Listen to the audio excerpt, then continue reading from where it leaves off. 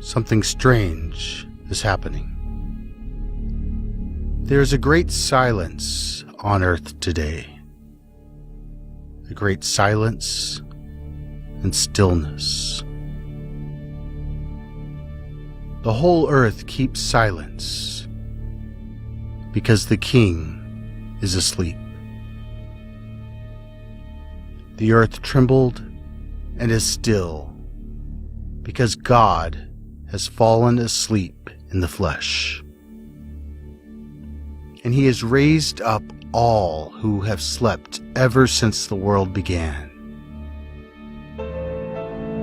God has died in the flesh, and hell trembles with fear.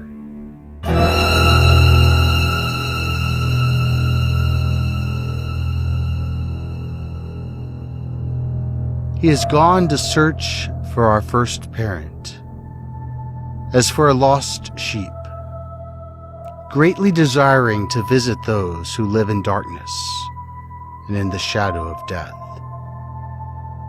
He has gone to free from sorrow the captives, Adam and Eve. He who is both God and the Son of Eve. The Lord approached them, bearing the cross, the weapon that had won him the victory. At the sight of him, Adam, the first man he had created, struck his breast in terror and cried out to everyone, "My Lord be with you all." Christ answered him, "And with your spirit." He took him by the hand, raised him up, saying, "Awake, O sleeper, and rise from the dead, and Christ will give you light. I am your God, who for your sake have become your Son. Out of love for you and for your descendants, I now, by my own authority, command all who are held in bondage to come forth, all who are in darkness to be enlightened, all who are sleeping to arise. I order you, O sleeper, to awake. I did not create you to be held a prisoner in hell. Rise from the dead, for I am the life of the dead. Rise up, work of my hands, you who were created in my image. Rise, let us leave this place, for you are in me, and I am in you. Together we form only one person, and we cannot be separated. For your sake, I, your God, became your son. I, the Lord, took the form of a slave. I, whose home is above the heavens, descended to the earth and beneath the earth. For your sake, for the sake of man, I became like a man without help, free among the dead.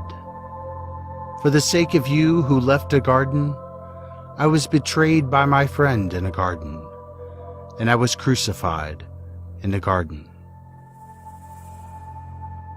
See on my face the spittle I received, in order to restore to you the life I once breathed into you. See there the marks of the blows I received, in order to refashion your warped nature in my image. On my back, see the marks of the scourging I endured, to remove the burden of sin that weighs heavy upon your back. See my hands, nailed firmly to a tree, for you, who once wickedly stretched out your hand to a tree. I slept on the cross, and a sword pierced my side, for you, who slept in paradise, and brought forth Eve from your side. My side has healed the pain in yours.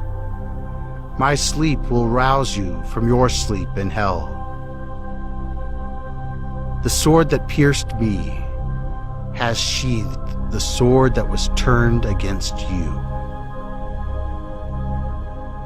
Rise, let us leave this place.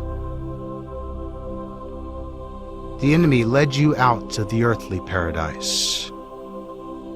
I will not restore to you that paradise, but I will enthrone you in heaven. I forbade you the tree that was only a symbol of life. But you see, I, who am life itself, am now one with you. I appointed cherubim to guard you as slaves are guarded, but now you are children of God. The throne formed by cherubim awaits you, its bearers swift and eager. The bridal chamber is adorned. The banquet is ready. The eternal dwelling places are prepared. The treasure houses of all good things lie open. The kingdom of heaven has been prepared for you from all eternity.